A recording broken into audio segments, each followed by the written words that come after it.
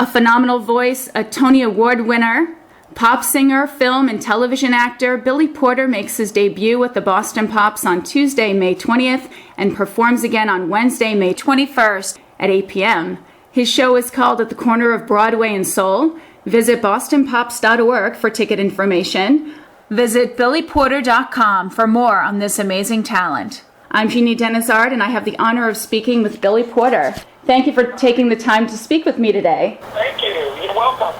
Thanks for having me. So you won the Tony Award last year for Best Leading Actor in 2013's Best Musical, Kinky Boots. Yes, I did. And your acceptance speech was incredible, I have to say. Oh, thank you. Thank you. I have good people around me. They told me to write something down, so I did. My manager and my friends, they were like, you have to write something.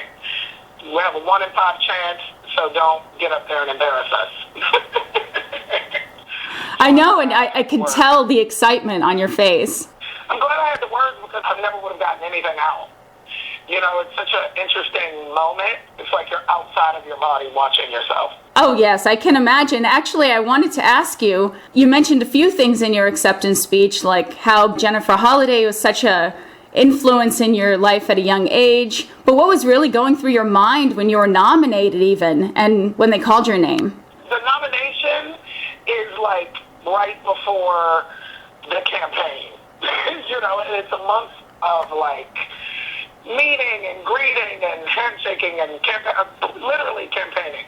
And you sort of go everywhere. And that was, and you're also doing the show at the same time. So that was a really interesting time to sort of just try to stay focused and, you know, present. You know, that was one of the things that I vowed I would do, because when I was in my 20s, I was not present. I wasn't in the moment. I wasn't there, and I wanted to really experience it. So it was an amazing experience, and I was present all the way up until they called my name. Oh. When they called my name, everything went sort of warped, slow motion, kind of crazy. So I watched that moment, and I go, okay, well, I had prepared enough that if it happened, I could sort of be grounded enough to actually speak, because I had my little note cards with me. So the only thing that was really going through my mind was I have 90 seconds from the time my name is called to the time they start playing me off the stage. So Oh, wow. let me start talking fast, because I got a lot of stuff to say. Now I imagine this was a moment in your life when you're saying, I just can't believe I'm here. Yes, it is.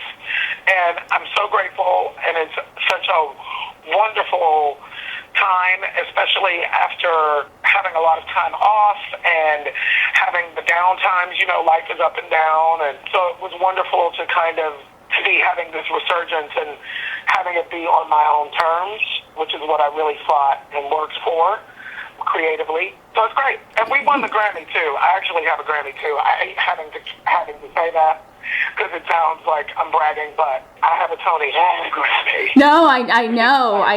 For Best Musical as well, it's a musical Grammy. You know, what people don't understand is that the rules changed about 3 or 4 years ago. So the show won the Grammy, but the show winning the Grammy means that there are several of us that actually get a statue. I have a statue. Oh. Ian Stark, as the leads of the show, get a statue. So I actually won a Grammy, as well as Cindy, as well as Stephen Aremus, as well as the show collectively.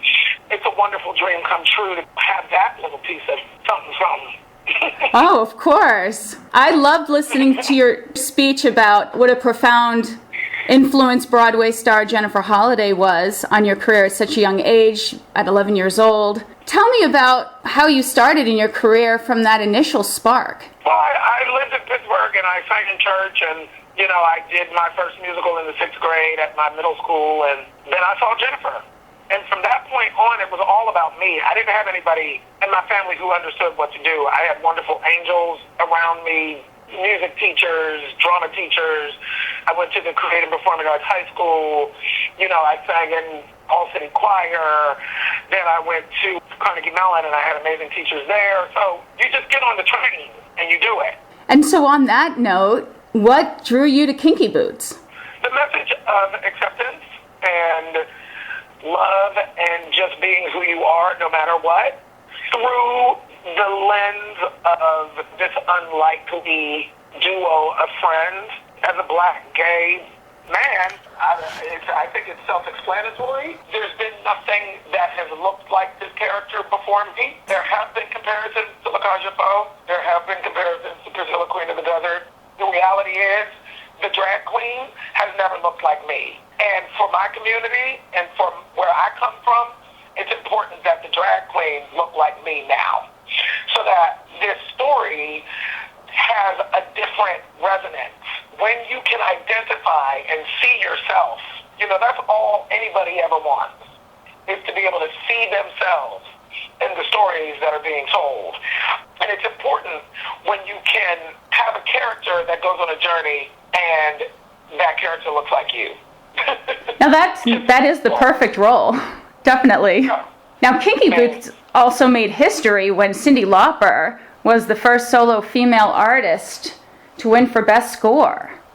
Yeah. Now tell me about Cyndi Lauper. I'm a big fan of her. She's so much fun and such talent. She's one of the godmothers of individuality and singularity, and I have been a fan since I was a kid.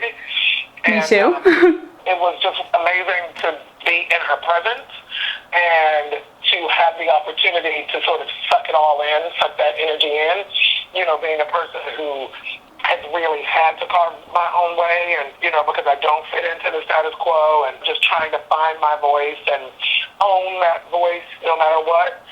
It's really encouraging, and it was amazing to be able to be in the room with her and Harvey and Jerry and this piece. There are no words, really. Oh. And I try to find them, and they all sort of seem a bit trite. I saw her recently perform in Boston. Never saw her perform live, and what a voice on her as well, I tell you. Yeah, she's still singing. Oh, I know, and she hasn't aged a day. I tell you that much, too. She takes on that stage. I'll tell her you said that.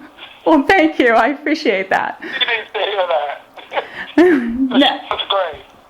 Now, you'll have your debut performance at the Boston Pops, and your show is entitled At the Corner of Broadway and Soul, which is also the title of your 2005 CD. Now, how did you decide on the songs you were going to include on this album? Well, my album is called Billy's Back on Broadway. At the Corner of Broadway and Soul is my second CD. No, yes. We're doing songs from both. Okay. The way that I chose the songs on this album, the current album, which is Billy's Back on Broadway, is that I chose the theme, songs of empowerment and inspiration and hope. And once I chose that theme, the songs kind of chose themselves. Yes, because you've sung a lot of different genres of music, so it must have been a tough decision. All of those genres of music are represented on this album. If you listen to it, the arrangements go from the classic to the contemporary. So it starts out with something that's more old school in its sound, with the big band, orchestral era of whether it's Duke Ellington or Mort Lindsay or that old school Sammy Davis Jr. type Frank Sinatra tone. And as the album moves forward, it becomes more and more contemporary and current sounding. Now, what do you think sets you apart as a performer, generally?